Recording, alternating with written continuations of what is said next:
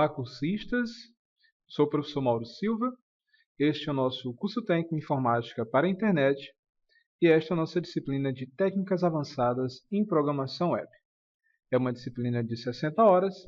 Esta é a nossa aula de abertura e nós vamos iniciar fazendo uma breve apresentação do nosso plano de aula. Bom, aqui iremos organizar o nosso momento com vocês falando um pouco do nosso plano de ensino.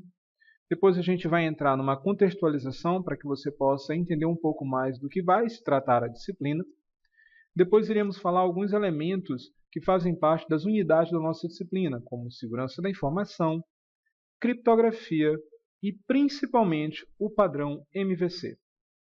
Após o encerramento da nossa aula de abertura, iremos apresentar a nossa atividade diagnóstica. Bem, o nosso curso é o curso de Informática para a Internet. A nossa disciplina, como eu falei anteriormente, é a de Técnicas Avançadas em Programação Web. É uma disciplina de 60 horas. Eu sou o professor Mauro Lopes e o meu e-mail é maurosilva@ifma.edu.br. Esta disciplina é uma disciplina que complementa duas disciplinas, as disciplinas de Fundamentos de Desenvolvimento Web e a disciplina de Programação para o Web. Ela é uma disciplina que vai tentar trazer de uma forma um pouco mais estruturada a implementação de uma página com contextos dinâmicos. Falando um pouco sobre o professor Mauro. Bem, eu sou mestre em Ciência da Computação, formado pela UFMA, sou bacharel em Ciência da Computação, também formado pela UFMA, atuei em empresas como Correios, Unicelma. No Unicelma eu atuei como professor e analista de sistemas, no Correio eu atuei como analista de sistemas. Hoje sou professor EBTT do IFMA, onde ministro aula nos cursos de Programação para Computadores, no curso técnico, e no curso de Sistema de Informação para o curso superior. Tenho experiência com algumas tecnologias, como programação orientada a objetos e sistemas, utilização de bancos de dados como SQL Server, Oracle e MySQL, e eu atualmente trabalho com algumas tecnologias como o .NET, Java e o Google Android. Bem, falar um pouco da nossa disciplina. A nossa disciplina ela tem como ementa os conceitos de segurança de aplicações web, técnicas e aplicativos avançados em programação web. Baseado na ementa, traçamos o seguinte objetivo geral: proporcionar ao aluno a compreensão dos conceitos básicos sobre segurança de aplicações web e da prática de utilização de técnicas avançadas de PHP para a programação dinâmica para a web. Ou seja, nós temos aí duas linhas a desenvolver dentro da nossa disciplina: a questão da segurança das aplicações web e a questão das técnicas avançadas para a programação web, principalmente a programação dinâmica para a web utilizando o PHP. Com base nesse objetivo geral, traçamos em nossas 3 unidades objetivos específicos. Para a unidade 1, será compreender os conceitos básicos de segurança da informação no ambiente internet na visão de um usuário final e de uma aplicação web. Ou seja, iremos tratar nessa unidade 1 da segurança das aplicações web, levando em conta as duas visões: a visão do usuário final, que seria um usuário mais leigo, na visão da programação web, ou seja, a gente vai ter uma visão do usuário final e uma visão relacionada às aplicações web. Na unidade 2, iremos trabalhar o V e o C, e na unidade 3, iremos trabalhar o M, ou seja, na unidade 2, iremos trabalhar o View e o Controller, e na unidade 3, iremos trabalhar o Model. Teremos em nossa disciplina uma unidade prática. Esta unidade prática está dividida em duas ações: a criação de formulários usando Bootstrap e a criação das classes de controle e modelo para permitir que os dados do formulário, representando a visão, sejam persistidos em um banco de dados e após realizar a listagem dos dados gravados. Toda essa ação deverá ser desenvolvida usando o PHP. Ou seja, na primeira parte da unidade prática, iremos criar a camada de visão, iremos criar um formulário e iremos utilizar para isso uma ferramenta chamada Bootstrap. Na segunda parte, será a parte da programação orientada a objeto. Iremos criar as classes de controle e modelo. Geralmente a classe de controle ela é implementada de forma que a gente possa receber os dados da camada de visão, representado pelo formulário, e posso enviar para a camada de modelo, representado por outra classe, que irá trabalhar a questão das regras de negócio e do acesso a banco de dados. Bom, como é que nós organizamos o conteúdo da nossa disciplina? Então, nós tivemos a visão do objetivo geral, tivemos a visão dos objetivos específicos, e para cada unidade, baseado nesses dois elementos, nós traçamos os conteúdos a serem trabalhados. Na unidade 1, ela ficou responsável pela segurança de aplicações web.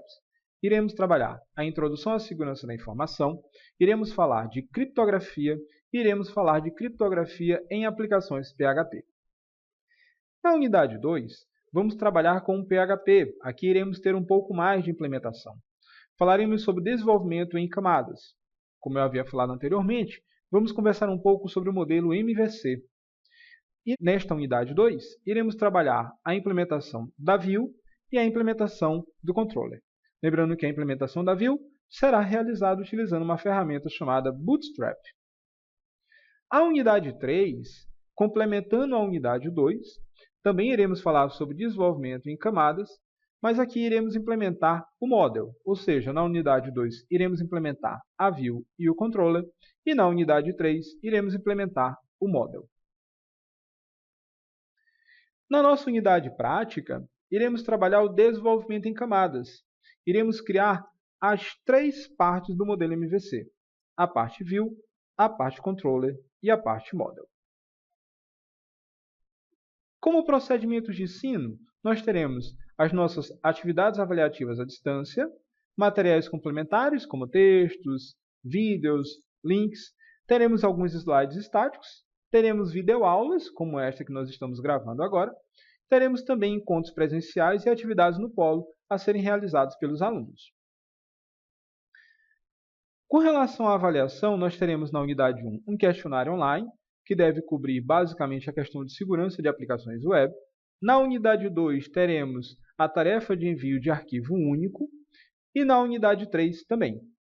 Muito provavelmente, esta atividade da unidade 2 ela é o início de uma atividade que vai se encerrar na unidade 3. E teremos também a avaliação presencial, que é uma prova regular a ser realizada lá no polo. Bom, estamos aí com algumas referências que trabalham os conteúdos a serem discutidos nesse plano de ensino da nossa disciplina de Técnicas Avançadas em Programação Web. Ok? Bom, iremos partir agora para a contextualização e entrar de fato no conteúdo da nossa aula de abertura. Bem, pessoal, dando continuidade à nossa aula de abertura, vamos contextualizar agora a nossa disciplina, e essa contextualização ela tem duas visões. A gente vai primeiro contextualizar relacionado à segurança das aplicações web, depois a gente vai contextualizar a respeito do desenvolvimento em camadas. Bom, a gente traz essa imagem ela é bem representativa quando a gente quer falar sobre segurança de aplicações web. Você está vendo aí uma pessoa caracterizada como se fosse alguém que queria roubar seus dados, com o endereço http://your.bank, esperando sua senha, sua password.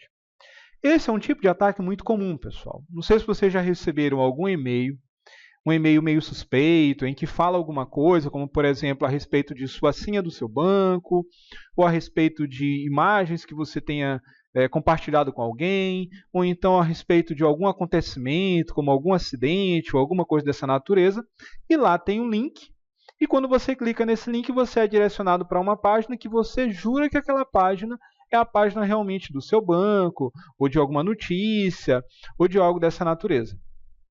Esse tipo de ataque é um ataque mais comum que a gente tem hoje em dia. É o que a gente chama de engenharia social. Ele geralmente não é baseado muito na ideia de que a pessoa que está lhe atacando ela tem um exímio conhecimento sobre programação, mas ela sabe programar um pouco. Então, o que ela faz? Ela, ao invés de jogar um vírus na tua máquina ou alguma coisa assim, ela te direciona para uma página muito parecida com uma página que você jura que é aquela página de verdade, ou seja, é a página do teu banco, ou é a página do Facebook, ou alguma coisa dessa natureza. Então, ele te leva a crer que você está indo para aquela página de verdade, e aí você informa teu usuário e tua senha, e logo após informar o usuário e a senha, geralmente a página dá um erro. E aí, se você não atenta bem para o endereço de onde você está indo, você vai perceber que aquele endereço não é o endereço do teu banco, não é o endereço do Facebook, não é o endereço do Gmail, é um endereço totalmente diferente, mas a página se parece muito com a página do teu banco, com a página do teu Gmail, com a página do Facebook. Esse é um tipo de ataque que a gente chama de phishing e misturado com a engenharia social, que são duas formas de ataque que a gente tem à segurança de aplicações web. A gente tem vários outros ataques, como por exemplo o SQL Injection, que é você permitir que a pessoa descubra algumas estruturas da sua tabela quando você não protege as entradas através de caixas de textos. Então a primeira parte que a gente quer trazer para vocês é relacionado à segurança das aplicações web. E a gente vai comentar um pouco sobre essa segurança da aplicação, tratando principalmente da segurança da informação, o que é a segurança da informação, o que são esses ataques, como é que a gente pode se proteger. A gente também vai falar um pouco sobre como é que a gente pode programar de forma um pouco mais segura. A gente vai utilizar aqui alguns algoritmos que já são pré-programados para que você possa utilizar, por exemplo, através da linguagem PHP. Nossa outra contextualização está mais direcionada ao desenvolvimento de uma aplicação web utilizando camadas. O que é esse desenvolvimento de aplicações web usando camadas, pessoal? Quando a gente começou a programar, lá no início, principalmente quando surgiu a programação estruturada, o acesso a banco de dados, a programação era um pouco bagunçada. Você desenvolvia as suas telas, dentro das telas você colocava código de acesso a banco de dados, e aí se você quisesse que uma outra pessoa desse manutenção àquilo ali junto com você, ficava complicado, porque ou a pessoa trabalhava com a tela toda, porque não tinha como dividir aquela programação. Por exemplo, você está na tua empresa, você tem uma tela a fazer um ajuste apenas na parte da interface, ou seja, você vai mudar a cor de um botão, e tem alguém que quer programar a parte do banco de dados, quer fazer uma mudança na programação relacionada ao banco de dados. Como tudo era uma coisa só, você não tinha como dividir. Ou seja, a primeira pessoa tinha que mudar lá a configuração do botão, a cor do botão, e depois que ela terminasse, ela dava a tela para que a outra pessoa viesse a alterar as coisas relacionadas a banco de dados. Como tudo era misturado, ficava difícil às vezes dar manutenção dentro da empresa. Então, o que começou-se a pensar? Principalmente com o surgimento da orientação a objeto, começou-se a pensar no desenvolvimento das aplicações organizadas em camadas. E essas camadas, as responsabilidades das camadas eram dadas às classes. E aí você começa a entender por que é interessante você estudar programação orientada a objetos. Porque é usando a orientação a objetos, principalmente a orientação a objetos, que a gente vai organizar as ações da nossa aplicação em camadas. E aí a gente trouxe alguns elementos que são utilizados na programação web em camadas. O HTML5, o CSS3 e o JavaScript. Também a gente traz o PHP, para dar aquela característica mais dinâmica da aplicação, e o MySQL representando o local de persistência dos dados.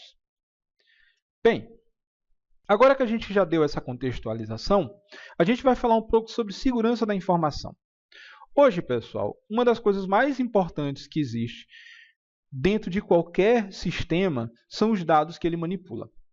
Quando surge uma notícia de que dados foram roubados, de que aconteceu algum vazamento de informação, isso gera uma grande confusão em escala, às vezes, ou local ou então mundial. Se ocorrer, por exemplo, de ter uma brecha de segurança e vários logins e senhas do Facebook ficarem à amostra ou ficarem à exposição, vai ser extremamente complicado. Tudo bem, tem a minha conta. Minha conta é uma conta muito simples, é uma conta minha. Se ela for hackeada ou acontecer alguma coisa, eu vou ficar chateado, mas não vai ser algo tão desesperador. Mas existem, por exemplo, empresas como a Dell, por exemplo, Americanas, empresas automobilísticas, que usam sua conta no Facebook como forma de interação com o usuário, como forma de resolver alguns problemas com os usuários. E se elas forem hackeadas, pode ser que as pessoas tenham acesso até a dados sigilosos de alguns usuários. Eu recentemente tive problema no meu notebook e usei o Facebook da Dell para entrar em contato com o suporte, dei alguns dados meus através daquela comunicação, e aí, vamos supor que isso tivesse sido vazado, alguém teria informações a respeito das minhas dados pessoais meus. E isso não é interessante. Então, hoje, muito mais do que aquela vulnerabilidade do banco em ser assaltado ou da loja ser assaltado, hoje a vulnerabilidade da informação ele é algo extremamente preocupante. E o que é a segurança da informação? A segurança da informação ela diz respeito à proteção de determinados dados, com a intenção de preservar seus respectivos valores para uma organização ou um indivíduo.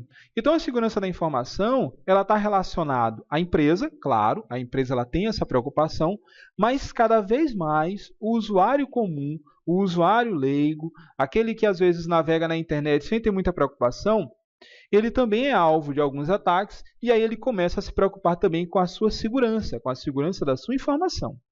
Hoje a gente tem vários serviços que são fornecidos pela internet. Por exemplo, serviços de rede social, serviços bancários, serviços de e-mail. E aí, às vezes, a gente acha que está entrando naquele serviço que a gente entra todo dia, e aí, se a gente não atenta bem, a gente está sendo enganado. A gente tem um ataque chamado phishing, como se fosse pescar, e aí a gente tem um exemplo. Se você olhar essa página, eu vou te perguntar, essa página não é a página do Facebook? Só olhando para a página, você vai perceber que é a página do Facebook. Está ali Facebook, está ali o símbolozinho do botão de assinar, está aqui aquela tela central em que você informa seu endereço e sua senha, ou seja, é a página do Facebook. Só que se você olhar para a URL, então dê uma olhada na URL e verifique. A URL é www.facebook.66.com, ou seja, não é a página do Facebook. Mas se você não tiver atenção, você vai informar seu usuário e sua senha aí. E aí você vai clicar lá em login. E aí logo depois, muito provavelmente a página ela vai dar um problema, né? Ela não vai te levar para a tua página principal do Facebook. Não vai. Ela vai dar um problema. E aí você vai achar, poxa, deve ter acontecido alguma coisa aqui de estranho. E aí você vai ver o endereço, olha aquele endereço todo estranho, deve ter digitado o endereço errado. Vou digitar aqui www.facebook.com. E aí você entra e começa a navegar no Facebook tranquilamente. Só que o usuário e senha que você informou, ele já foi capturado por quem queria capturar aquela informação. Ou seja, você acabou de ceder dados para alguém que você nem conhece. Geralmente você não chega aqui sozinho. Geralmente, para você entrar geralmente no phishing, alguém lhe manda um e-mail com um link, você clica no link. Como o link está lá www.facebook.com, mas a URL de verdade ela não é aquela. A URL que vai estar ligado àquele link é essa que você está vendo aí. E isso você tem vários outros exemplos. Como eu falei para vocês, hoje em dia a internet está um local muito comum. Você utiliza ela para praticamente quase tudo. Você passa, às vezes, o dia na rede social, você usa teu e-mail, você usa até teu banco. E aí, às vezes, você recebe um e-mail achando que é o e-mail do banco de verdade e não é. Só que quando você clica lá no link para ir para a página do banco, você vai olhar a página e vai dizer, não, essa aqui é a página do banco. E aí você informa o teu usuário e tua senha e você acabou de dar teu usuário e tua senha para alguém. Então, esse é um ataque muito comum chamado phishing, como se fosse pescar. Tá? Outro tipo de ataque se chama engenharia social, e a engenharia social ela também é um ataque bem interessante, porque ela não requer, às vezes, um grande conhecimento de programação. Às vezes, o atacante da engenharia social, ele vai na tua rede social, ele dá uma olhada na tua rede social, ele verifica os contatos que você tem, e aí, às vezes, ele monta um e-mail muito simples, ou então ele até se passa por um contato teu, começa a descobrir alguns dados teus e ali ele começa a capturar informação. Só que essa informação que ele está capturando, ele vai usar geralmente para te enviar um e-mail. Às vezes o e-mail parece demais que é de alguém que você conhece, né? Porque ele se passa por alguém que você conhece, monta lá um endereço de e-mail muito parecido com o e-mail da pessoa que você conhece, e aí você vai e leva a crer que você vai estar lendo o e-mail, chegando no link, que é o grande problema, clicando no link e sendo direcionado para algum local, ou então, nesse próprio link, já está a instalação de um vírus que vai ser colocado dentro da tua máquina.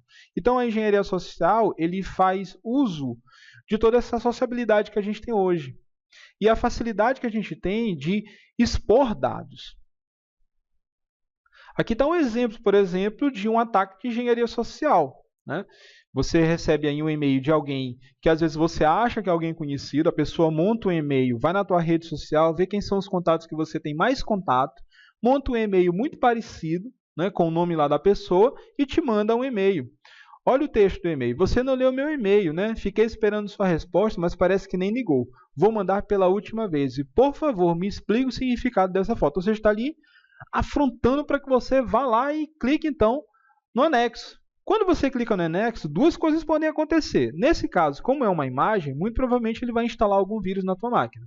Mas, às vezes, ele diz o seguinte, olha, aqui é do seu banco, a gente viu que você teve aí um problema na tua senha, e aí a gente está mandando aqui o endereço para você clicar e atualizar a tua senha antes que você tenha algum problema na tua conta. Esse é um outro tipo de ataque também. E aí, quando você clica no link, você é direcionado lá para a página que parece ser demais do teu banco, mas na verdade não é. Então, esses são ataques que acontecem e são ataques relacionados à parte web. E são extremamente simples de serem utilizados, e aí você pode pensar, poxa, mas eu não vou cair num truque desse. Eu já sei mais ou menos, eu presto atenção nos contatos, eu presto atenção nas páginas que eu estou acessando. Só que aí, se você parar para pensar, a quantidade de usuários que a gente tem hoje na internet ela é imensa. Então, você tem vários usuários e vários tipos de usuários. Tem desde você que tem esse cuidado, como as pessoas que hoje em dia navegam de uma forma a esmo e podem cair num truque desse se não tiver um pouco de atenção. Bem, e aí quando a gente fala de segurança, o que a gente tem para proteger esses nossos dados de ataques ou coisas do gênero? E aí a gente vai falar um pouco então de criptografia. A criptografia não é algo novo. A criptografia já existe de um certo tempo, né? Ele trata-se de um conjunto de regras que visa codificar a informação de uma forma que só o emissor e o receptor consiga decifrá-la. Então, o que acontece é o seguinte, você tem os teus dados e você quer enviar aqueles dados para alguém. Para fazer uso da criptografia, você pode pegar aqueles dados, embaralhar aqueles dados e mandar para o outro lado. Existe uma coisa na internet que se chama sniffer, que ele fica, geralmente, verificando tudo aquilo que sai da sua máquina. E ele fica capturando os pacotes. Ele fica capturando os pacotes e tentando olhar dentro desses pacotes o que está indo para fora da tua máquina. Se a informação não for criptografada para fora da tua máquina, ele vai poder capturar o pacote, abrir e descobrir o que tem lá dentro. Por exemplo, se você enviar, e aí você faz isso, por exemplo, usando uma rede social como o Facebook, você envia teu usuário e tua senha. Se aquele acesso não for criptografado, se os dados a partir do momento que saem da tua máquina até chegar lá no Facebook não forem criptografados, qualquer pessoa que estiver escutando a tua conexão, que é o que a gente chama de sniffer, ele vai poder capturar aquele dado do usuário e da tua senha, abrir, olhar e descobrir qual é o usuário e qual é a sua senha. Então, geralmente, nesse tipo de comunicação, a gente usa criptografia. E a criptografia, a gente tem dois tipos. A criptografia simétrica, né, que é o uso de uma mesma chave criptográfica. O que é essa chave criptográfica, Mauro? Essa chave criptográfica é o endereço, é o algoritmo que embaralha o texto original. Ou seja, você tem o texto original, ele embaralha aquele texto original. Ao passar pela criptografia, o texto ele vai cifrado. Tu vai ver que tem um cadeado ali no texto cifrado. Quando chega no outro lado, a pessoa que vai receber, ele tem também, né, ele também tem lá o algoritmo que vai descriptografar aquele texto para chegar no texto original. Ou seja, só que esse algoritmo de criptografar e descriptografar, ele é o mesmo. Por isso que a gente diz que ela é simétrica, porque eles usam a mesma chave criptográfica. Ok? Então, como eles usam a mesma chave, tanto para criptografar como para descriptografar, nós chamamos essa criptografia de criptografia simétrica. Ok? A gente tem uma segunda forma de criptografia, chamada criptografia assimétrica. E essa criptografia ela é um pouco mais robusta, porque ela usa duas chaves.